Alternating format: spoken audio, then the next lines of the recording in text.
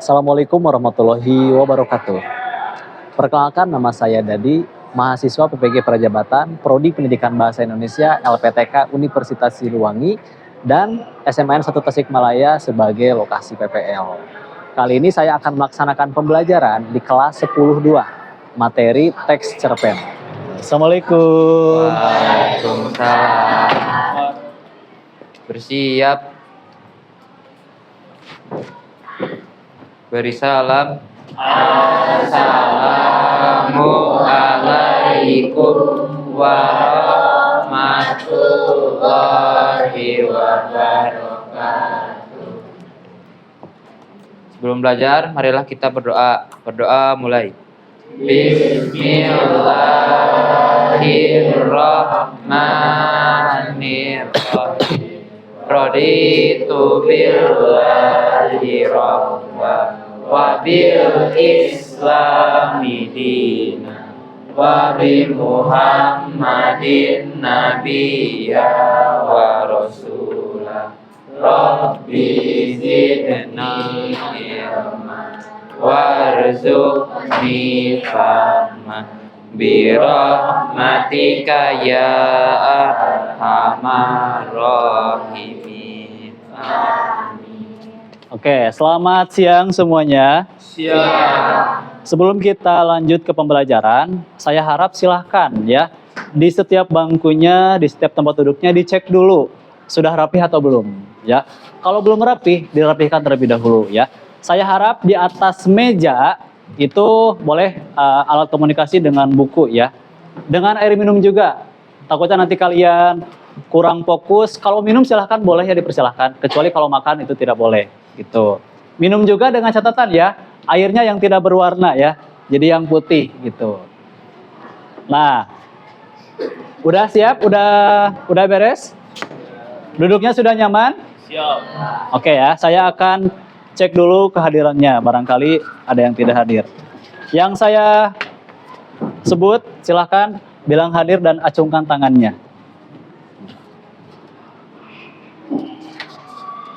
Abi, Hadir. Agni, Hadir. Aisyah, Akmal, Andika. Hadir. Nah, baik, kita akan mulai pembelajarannya. Sebelum itu, saya pengen cek dulu ya, kita persepsi dulu yang sebelum-sebelumnya yang sudah diajarkan oleh saya. Oke, yang masih ingat, di pertemuan sebelumnya kita sudah belajar apa? Acungkan tangannya. Oke, pinjam itu mic-nya. Oke, Hikayat hikayat dan cerpen. dan cerpen. Ya. Ada yang tahu nggak? Selain ini ya, nanti yang lain juga. Ada yang tahu, yang masih ingat struktur cerpen ada apa aja? Oke, Felicia, silahkan. Jadi untuk di struktur cerpen itu ada judul, tema, alur, tokoh, latar tempat, latar waktu, suasana, sudut pandang. Oke, yang dikatakan Alicia tepat atau belum? Belum. Yang lain ada yang mau coba? Yoga katanya tuh, yoga. Struktur dari cerpen. Struktur cerpen: abstraksi, Ya. orientasi, komplikasi, evaluasi, resolusi, dan koda. Ya, kita akan mempelajari sebuah teks cerpen gitu. Nah, jika kalian bertanya, apa manfaat kita mempelajari teks cerpen ini gitu untuk kehidupan sehari-hari? Ya Pak, kalau misalnya gak manfaatnya, buat apa kita pelajari gitu? Waktu sia-sia dan segala macamnya. Ada beberapa manfaat ya ketika kita mempelajari teks cerpen. Salah satunya bisa untuk sarana hiburan. Misalnya teman-teman lagi galau gitu ya, baca cerpen tentang romance gitu, tentang percintaan, agak tergugah tuh emosinya.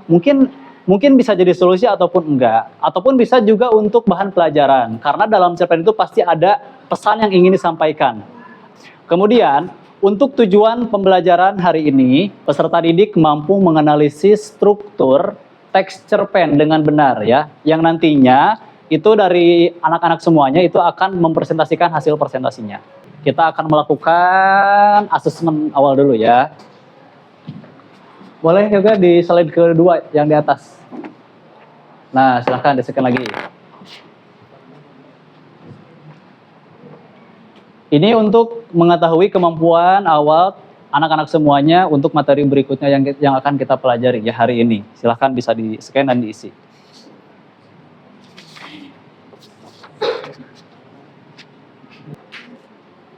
Sudah semuanya? Sudah. Oke, silahkan kalau yang sudah disimpan lagi handphonenya.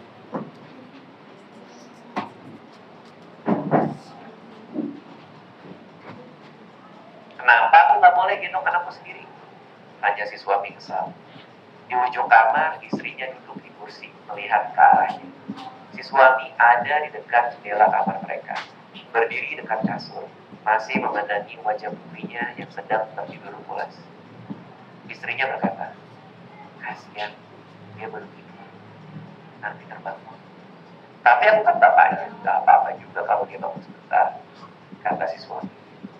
Istrinya menjawab dengan sabar, tapi aku ibunya, dan anak kamu umurnya baru 5 tahun, butuh tidur nyenyak biar dia tumbuh besar. Kalau udah begini, si suami mengalah. Seorang ibu tahu yang terbaik untuk anak.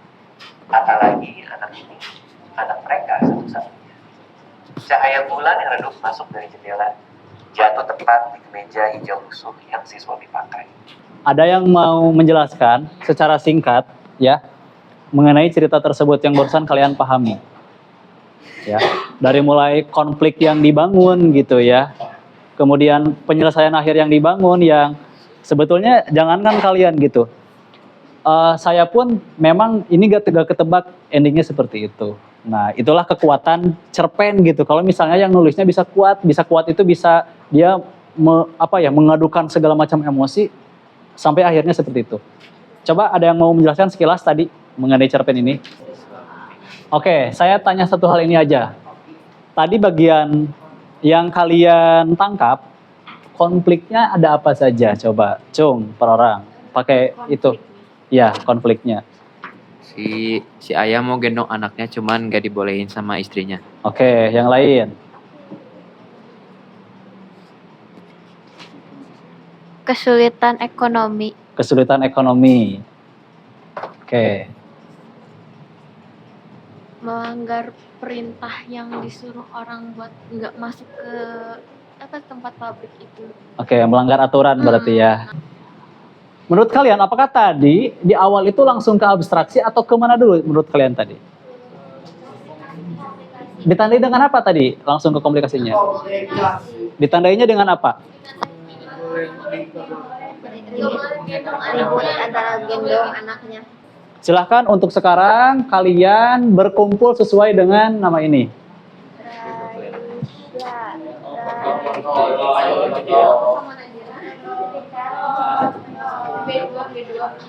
Fadila Akmal. Oke ya, langsung berkumpul secara efektif, tidak berisik. Lihat tulisannya langsung kumpul. Awas kabel ke injak.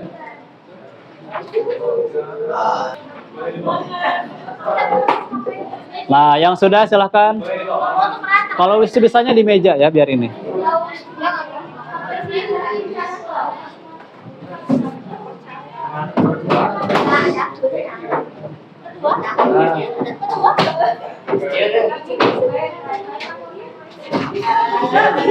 Dispen? Oh ya.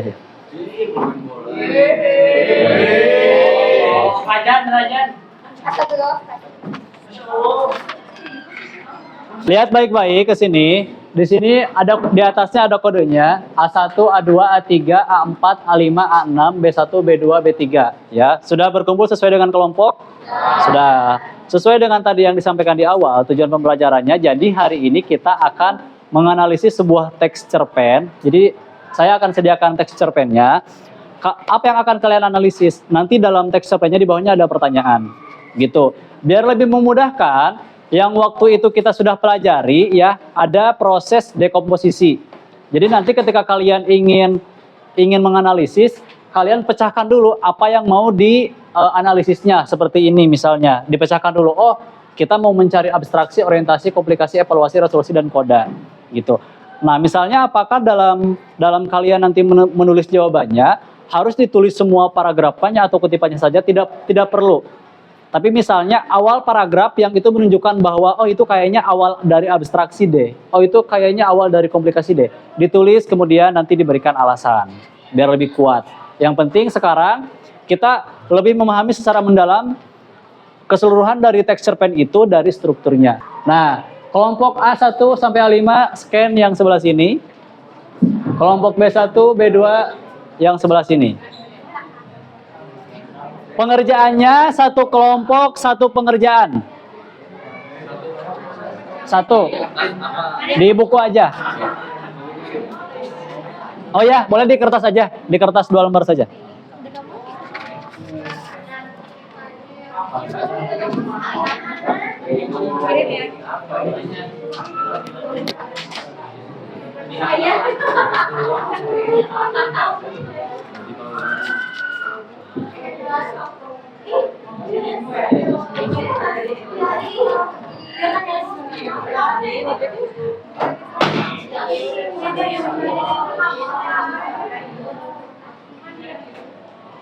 Oke, sudah bisa diakses semuanya? Nah, begini ya, begini. Ini kan sifatnya kelompok. Biar lebih cepat dan lebih mudah, jadi silahkan setiap kelompok menggunakan strategi, karena kita di waktu ya. Oh, bisa sok. Waktu kalian menganalisis, itu hanya 15 menit. Oke, perhatikan teman-teman, nanti pengerjaannya itu dalam 2 lembar satu kelompoknya. Sekarang untuk teknisnya, kata saya kan tadi dibagi-bagi ya. Misalnya ada yang tugasnya merekap secara keseluruhan. Ada yang bikin di buku masing-masing dulu, misalnya per subnya. Nanti disatuin dalam satu ini. Jadi bagi-bagi tugas. Dimulai dari 15 menit dari sekarang.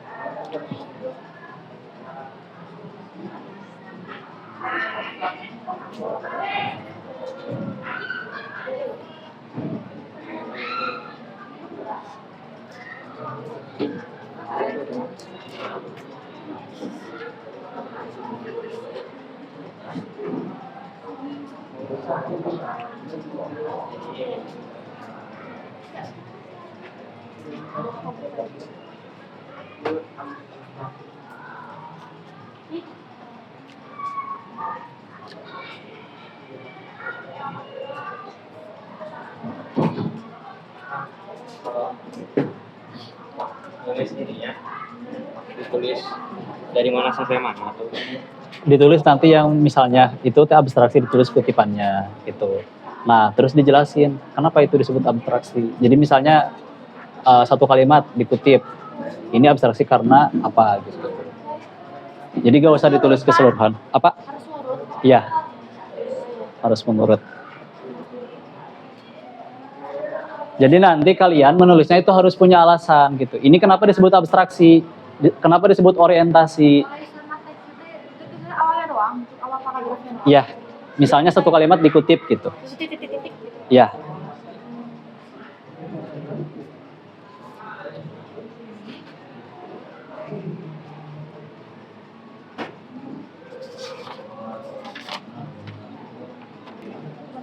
Oke, 3 menit lagi.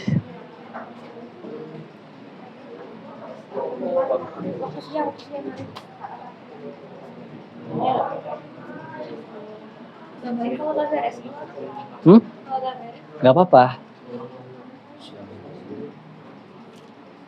udah kan? Malam sekali.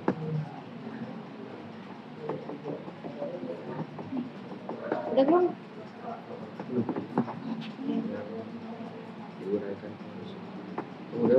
Udah.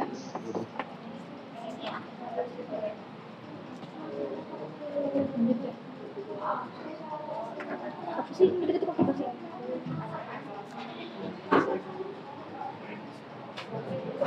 Dari ini emang kalau minta project soalnya udah mulai digangguin. 2 menit lagi ya.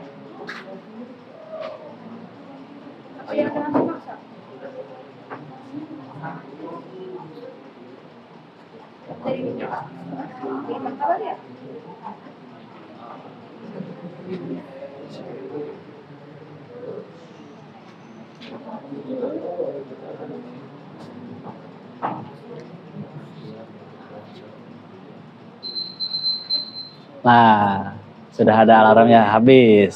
Terima kasih ya. Oke, cukup. Nah, untuk sekarang teknisnya seperti ini. Nah, di stop ya. Silahkan, siapa yang sudah siap presentasi ke depan? Oke ya. Ada dua pilihan ya. Ada dua pilihan nanti. Intinya semuanya tetap kebagian.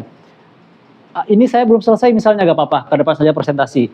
Kalau nggak misalnya nggak mau presentasi ke depan, berarti nanti harus menanggapi temannya yang di depan. Baik itu misalnya, oh kalau menurut kelompok saya mah seperti ini gitu. Ya, kalau tidak ada saya akan langsung tunjuk ya. Silahkan yang mau. So. Boleh silahkan. Ya gak apa-apa ya. Kelompok berapa? A berapa? A2. Gak apa-apa. Silakan untuk kelompok A2 presentasi ke depan. Semuanya anggotanya. Soal yang di sini atau soal yang di sana? Di sini itu sama di situ sama. Ini tuh lebih rinci saja gitu. Gitu.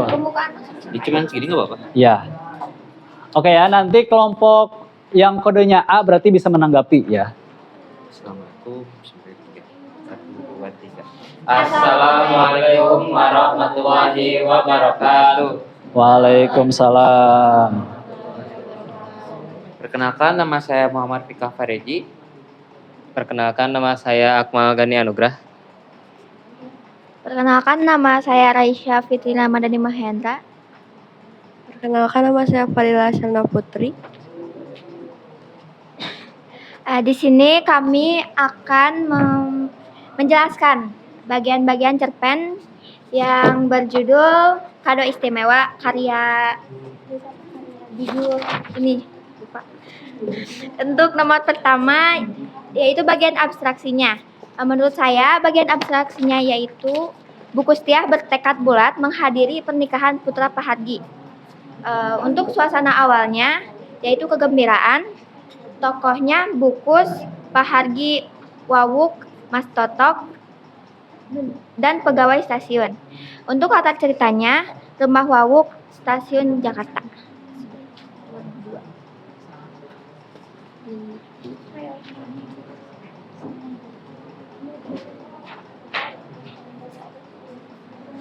Yang kedua, bagian orientasi dalam cerpen.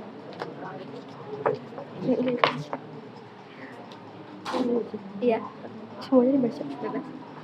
Bukus bercerita kepada para tetangganya bahwa Pak Hargi adalah atasannya yang sangat ia hormati. Ia juga mengatakan bahwa Pagi adalah seorang pejuang sejati, termasuk yang berjuang mendirikan negara ini. Walaupun Bukus cuma bekerja di dapur umum, tetapi ia merasa bahagia dan Diperhatikan ke depan. juga bisa ikut berjuang bersama Pagi. Apa saja latar tempat dan waktu yang diuraikan penulis? Latar tempatnya stasiun, latar waktunya jam 6 sore lewat tengah hari pukul 3. Selanjutnya untuk komplikasi yaitu Bukus berjuang untuk sampai ke Jakarta dan sampai berdebat dengan petugas kereta. Ketika sampai ditanya oleh Wawuk, apakah ibu diundang? Emang kalau gak diundang gak bisa masuk.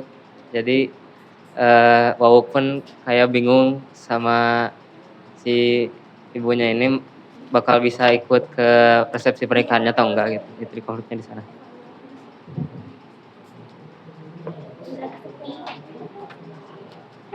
Sudah? Sudah. Oke, berarti tadi baru abstraksi, orientasi, Dan komplikasi. dan komplikasi 3 ya. Ini kode yang A ya. Oke, mana acungkan tangan kodenya yang A? Oke, silahkan kalian berkesempatan mendapatkan nilai tambahan. Bisa, gak apa-apa di sana saja, gak usah ke depan. Bisa menjelaskan, berarti sisanya ya. Kecuali abstraksi, orientasi, atau komplikasi. Mana mic-nya? Yuk, siapa? Yang mau kelompok mana? Misalnya, oh di sini mah ini, misalnya itu ada kodanya atau ada apanya. Yuk. Mana? Boleh satu juga tidak apa-apa. Yang penting berbeda dengan tadi yang dijelaskan di depan. Yang kode A. Berbedanya saya di abstraksinya berbeda. Oh berbeda dengan yang itu. Oke, silahkan, nggak apa-apa. Berdiri di sana. Dari kelompok mana gitu, perkenalkan. Baik, assalamualaikum warahmatullahi wabarakatuh. Perkenalkan, kami dari perwakilan kelompok A3 yang beranggotakan Aisyah, Felicia, Fahri, dan Muhammad Azka. Jadi, untuk kelompok A3 sendiri, di nomor satunya yaitu abstraksinya, saya ada menuliskan di kelompok saya, pengenalan suasana yang bernostalgia dan cukup ricuh di awal. Buku Setia, Wawuk, Pahargi merupakan tokoh yang ada dalam cerita. Buku Setia merupakan orang yang suka bernostalgia, tidak sabaran, dan cukup ricuh orangnya. Sedangkan Wawuk adalah anak Buku Setia yang sangat sabar. Dan Pahargi merupakan orang yang cukup sukses saat ke ibu kotanya. Latar cerita di awal cerpen adalah ada dapur umum di waktu lewat tengah hari, rumah, dan stasiun. Oke. Udah? Kode A masih ada lagi? Kode A. Ini sebelum saya waktunya habis nih, kode A. Mau? Jangan ragu-ragu. Yuk. Ini untuk yang kode A ya, satu lagi. Berarti udah habis. Tinggal yang kode B. Berdiri. Assalamualaikum warahmatullahi wabarakatuh. Waalaikumsalam warahmatullahi wabarakatuh. Di sini kami dari kelompok A1 ingin menjelaskan tentang koda dari cerita Kado Istimewa oleh Jejar Pranto. Mungkin untuk kodanya tersendiri yaitu menurut kami kita harus menghargai pemberian orang lain. Kemudian kita jangan mudah melupakan orang lain jika kita sukses kelak. Janganlah kita sombong. Oke, cukup? Cukup. Oke. Terima kasih. Yang di depan juga terima kasih. Silahkan kembali ke tempat. Oke. Sekarang yang kode B. Silahkan. Perwakilan yang mau ke depan. Ini juga. Ya.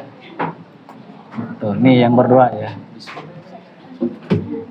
Sama ya, nanti dipersiapkan di sini yang kode B. Kalau di sini belum kejelaskan berarti boleh untuk nilai tambahannya.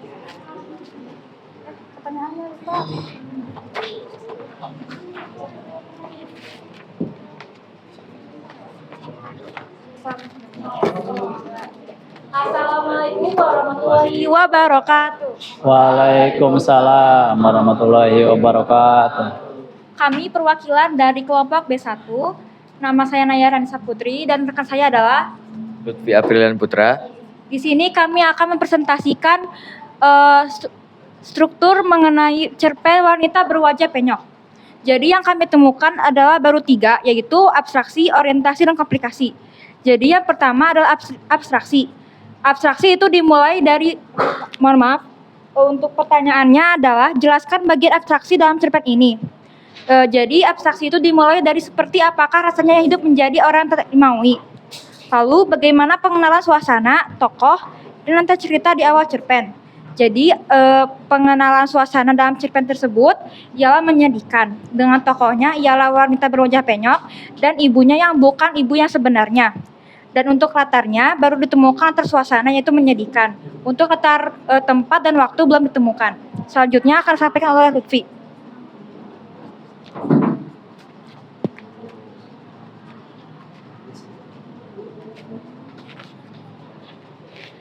Orientasi dari saya,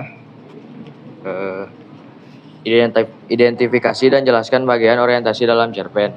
Jadi orientasi yaitu dimulai dari suatu hari yang biasa. Nah,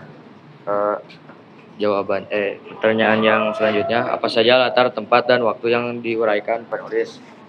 Alasan dari saya yaitu tempat latarnya kampung dan waktunya siang hari. Baik, selanjutnya terakhir adalah komplikasi. Jadi pertanyaannya adalah analisis bagian komplikasi dalam cerpen. Jadi yang kami temukan dimulai dari maka wanita berwajah penyok.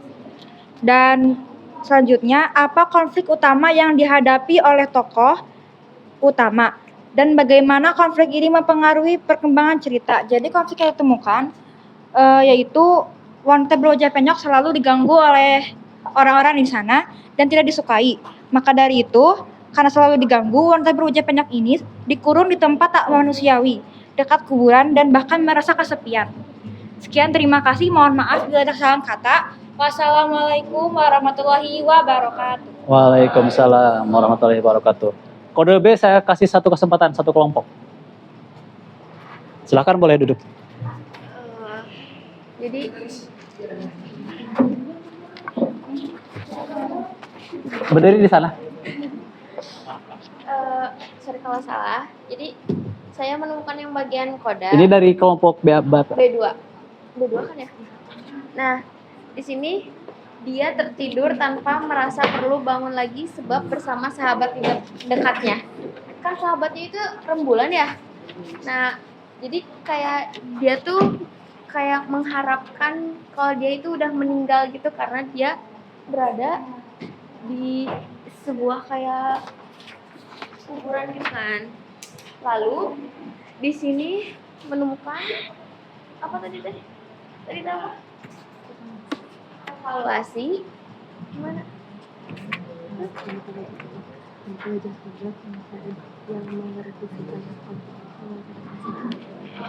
Jadi yang evaluasi ini saya menemukan dan teman-teman saya si wanita berwajah penyok ini mengekspresikan dirinya itu dengan cara mengasingkan diri begitu.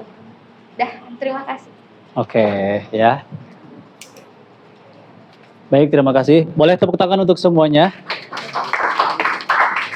Nah, ya sebelum diakhiri, siapa yang mau menyimpulkan pembelajaran hari ini? Acungkan tangannya. Nih. Kalau masih ada kuota, kalau ada waktu. Ya, Izin. ke sana madepnya. Jadi kesimpulan dari pembelajaran hari ini adalah kita mampu mengidentifikasi struktur teks cerita cerpen yang apa ya, jadi kita tahu apa itu abstraksi, orientasi, komplikasi, resolusi, terus koda juga.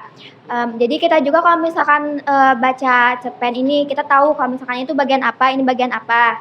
Jadi kita bisa mengolah diri kita juga untuk selalu berkembang, bikin cerpen, bikin bikin karya lainnya gitu. Oke, kasih.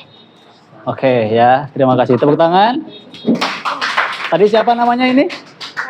Raisa. Satu lagi deh, tapi untuk yang ini silahkan. Saya pengennya ada refleksi. Refleksi itu kita merefleksi pembelajaran dari awal sampai akhir, bukan menyimpulkan ya. Misalnya, oh Pak, sepertinya pembelajarannya apakah sudah sesuai, atau misalnya teh kalau ditambahkan ini kayaknya lebih inilah. Jadi lebih ke kesan pesannya ya selama pembelajaran. Siapa yuk? Selama dari awal sampai akhir pembelajaran. Ini mah evaluasi bersama ya, evaluasi. Oh sepertinya kalau waktunya cuma 15 menit gak cukup Pak. Nah gitu. Tapi jangan ditumpul waktunya. Ini saya Yoga mau berdiri Yog. Refleksi ya. Bismillahirrahmanirrahim. Assalamualaikum warahmatullahi wabarakatuh. Waalaikumsalam warahmatullahi wabarakatuh. Untuk refleksi pada pembelajaran hari kali ini, yaitu mungkin jika waktunya lebih panjang, mungkin kita bisa menjawab semua pertanyaan. Kira-kira butuh berapa lama waktunya? Mungkin 1 jam pelajaran. 1 jam. Cukup. Atau setengah jam. Baik, kawan-kawan, anak-anak semuanya. Demikian pembelajaran kali ini telah selesai dilaksanakan dari awal sampai akhir. Kemudian nanti untuk evaluasi individu masing-masing saya akan share link di grup ya. Sama itu bentuknya kuesioner kayak tadi ngisi lagi. Itu lebih gampang gitu ya. Itu saja untuk pertemuan hari ini. Silahkan KM dipimpin doa terlebih dahulu. Ini.